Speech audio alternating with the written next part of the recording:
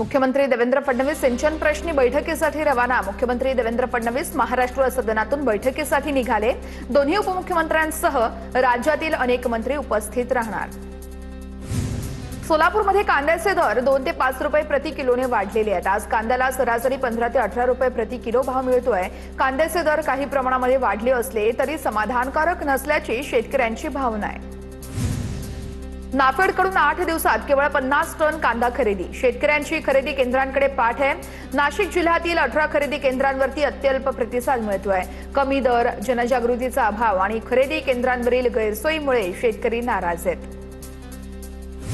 राज्यातील शेतकरी कर्जमाफी योजनेला केंद्रीय निवडणूक आयोगाने हिरवा कंदील दाखवलाय। 30 जून पूर्वी पात्र शेतकऱ्यांना कर्जमाफीचा लाभ मिळण्याचा मार्ग मोकळा झालाय। विधान परिषद निवडणूक आचारसंहितेच्या पार्श्वभूमीवरती कर्जमाफीची प्रक्रिया रखडण्याची शक्यता होती।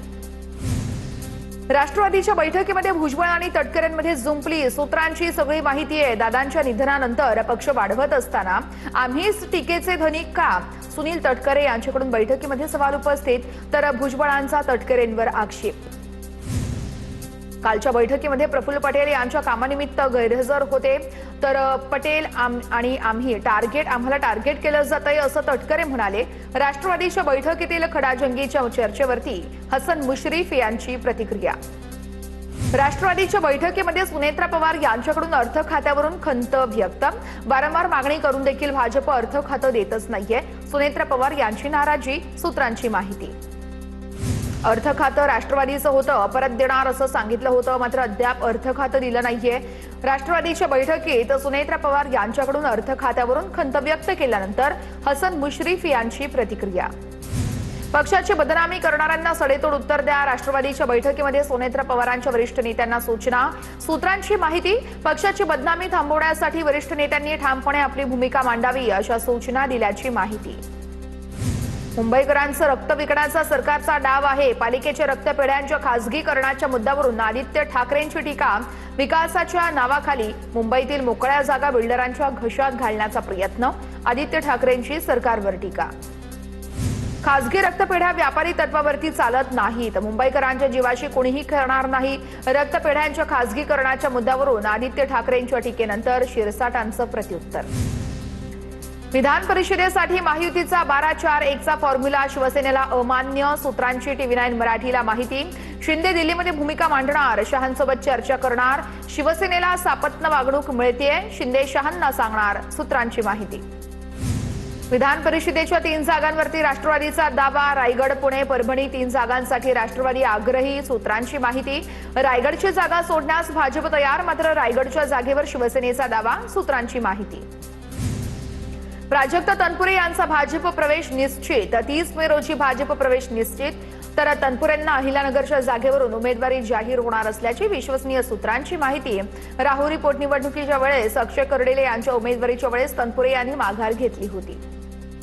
मीरा रोडच्या पूनम क्लस्टर सोसायटीमध्ये बकरे आणण्यावरून झालेला वाद पोलीस आणि प्रशासनाच्या मध्यस्थीने अखेर नमलेला आहे। कायदा सुव्यवस्था राखण्यासाठी प्रशासनाने दोन्ही गटांसोबत संवाद साधून बकरे बाहेर काढले। पूनम क्लस्टर 1 जवळ चोख पोलीस बंदोबस्त तैनात। मीरा रोड नंतर आता गोरेगावच्या गोकुळधाम परिसरामध्ये उघड्यावरती बकरा कुर्बानीला विरोध। नगरसेविका प्रीती सातम यांनी स्थानिक नागरिकांच्या भावनांचा मुद्दा उपस्थित करत परवानगी न देण्याची मागणी केली। घाटकोपरच्या सागर पार्क सोसायटीमध्ये बकरा कुर्बानीला विरोध। बीएमसीकडून मंगळवारी रात्री अचानक बकरा कुर्बानीची परवानगी रद्द। सागर पार्क सोसायटीमध्ये 30 वर्षांपासून बकरा कुर्बानी केली जाते। घाटकोपरच्या सागर पार्क सोसायटीमध्ये किरीट सोमय्या जाणार आणि ते दाखल झाले असल्याची देखील माहिती समोर। घाटकोपरच्या सागर पार्क सोसायटीमध्ये 30 वर्षांपासून बकरा कुर्बानी। सोसायटीमध्ये बकरा कुर्बानी होऊ देणार नाही, किरीट सोमय्यांची भूमिका। तर पालिकेने जागा द्यावी, तिथं आम्ही बकरा कुर्बानी करू, नागरिकांची मागणी। पंढरपूरमध्ये आज पुरुषोत्तम अधिक मासातील एकादशीचा सोहळा। दरम्यान शहरामध्ये सोहळा सुरू असल्यानं बकरी ईदला कुर्बानी न देण्याचा मुस्लिम बांधवांचा निर्णय। मुस्लिम बांधवांच्या निर्णयाचं सर्वच स्तरातून स्वागत।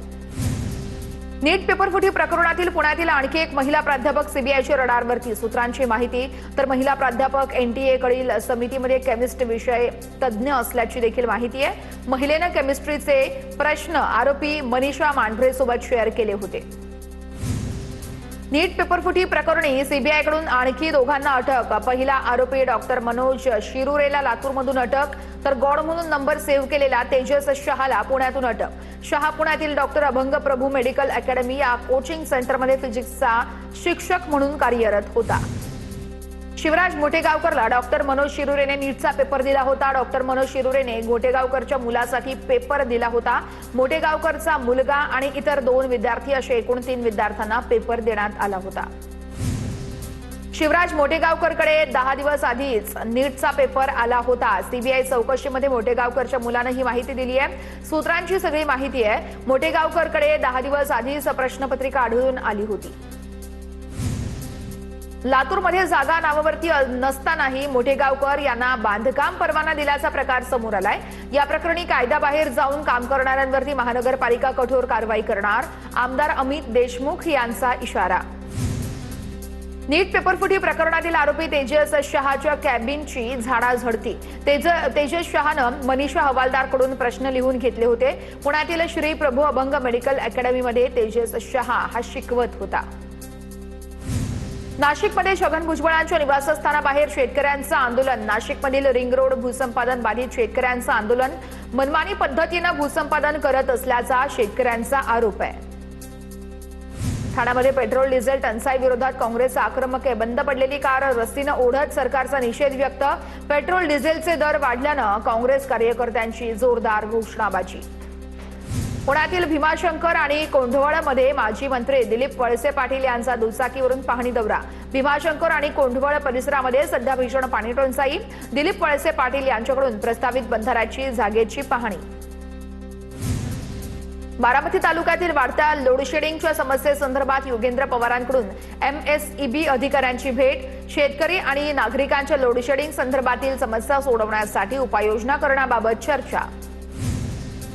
मनोज जरांगे पाटील यांची उद्या अंतरवली सराटीमध्ये पत्रकार परिषद। जरांगे पाटील उद्या आंदोलनाची दिशा यावेळेस ठरवून घोषणा करण्याची शक्यता आहे। तर प्रसाद लाड यांच्या भेटीनंतर 28 तारखेपर्यंत मागण्या मान्य करण्याचा अल्टिमेटम होता। सरकारकडून अद्यापपर्यंत कोणताही खुलासा नाही। नाशिकमधील भोंदू खरातवरती चित्रपट येणार। भोंदू खरातवरील चित्रपटात शिंदेच्या शिवसेनेच्या नेत्या दीपाली सय्यद भूमिका साकारणार आहेत। दीपाली सय्यद या रुपाली चाकणकरांची भूमिका साकारणार असल्याची माहिती आहे। जळगावच्या मुक्ताईनगरमध्ये रक्षा खडसेंच्या पेट्रोल पंपावरती काँग्रेसचं आंदोलन। रक्षा खडसेंच्या पेट्रोल पंपावरती डिझेल संपल्यानं काँग्रेसकडून निषेध व्यक्त। पंपावर काँग्रेस कार्यकर्त्यांनी मेलोडी चॉकलेट वाटत आंदोलन केलेलं आहे। अमरावतीमध्ये स्कूल बस व्हॅनच्या मासिक शुल्कामध्ये तब्बल 25% दरवाढ। चालक मालक वाहतूक संघटनेचा निर्णय आहे। विद्यार्थी आणि पालकांना आर्थिक फटका त्यामुळे मोठा बसणार आहे।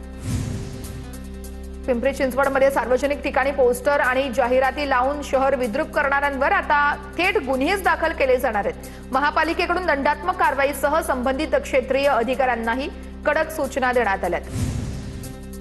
कोल्हापूरमध्ये सीपीआर रुग्णालयातील कार्यालय ताब्यात घेण्यावरून 2 अधिकाऱ्यांमध्ये वाद झाला। जिल्हा शल्यचिकित्सकांच्या कार्यालयावरती अधिष्ठाता कार्यालयाचा दावा आहे। कार्यालयाचा वाद थेट वैद्यकीय शिक्षण मंत्री आणि आरोग्य मंत्र्यांपर्यंत पोहोचलाय। हिंगोलीच्या कळमनुरी तालुक्यातील कसबे धावंडा येथे वादळी वाऱ्यासह मान्सूनपूर्व पाऊस कोसळलाय। वादळी वाऱ्यामुळे जिल्हा परिषद शाळेचे पत्र्याचे शेड कोसळलंय। शाळेचं मोठं नुकसान झालंय। पंचनामे करून शाळेची दुरुस्ती करण्याची मागणी केली जाते। साताऱ्यातील बामणोली परिसरात कोयना जलाशयाची पाणी पातळी आटलेली आहे। 50 वर्ष जुन्या मंदिराचे भग्नावशेष आणि कसबा पेठ बामणोलीचे अवशेष दिसू लागलेले आहेत। कोयना धरणामध्ये 15 टीएमसी इतकाच पाणीसाठा राहिला आहे, त्यामुळे भाग ओसाड दिसू लागलेला आहे। वर्ध्याच्या आष्टी तालुक्यातील बांबर्डा येथे पाणी टंचाईनं आता नागरिक त्रस्त झालेले आहेत। 1.5 ते 2 किलोमीटर पर्यंत शेतातील विहिरीतून पाणी आणावं लागतंय। माळेगाव तलावातील पाणीसाठा कमी होत असल्यानं नागरिकांना वणवण करावी लागतेय।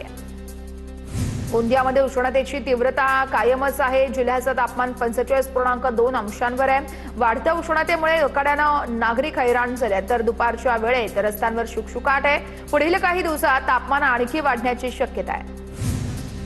अकोला जिल्ह्यामध्ये पुढील 2 दिवस उष्णतेचा तडाखा आणखी वाढण्याचा अंदाज आहे। हवामान विभागानं 27 आणि 28 मे रोजी उष्ण लाटेचा इशारा दिलाय। जिल्ह्यामध्ये तापमानाचा पारा 40शी पार गेल्यानं नागरिकांना काळजी घेण्याचं आवाहन करण्यात आलंय।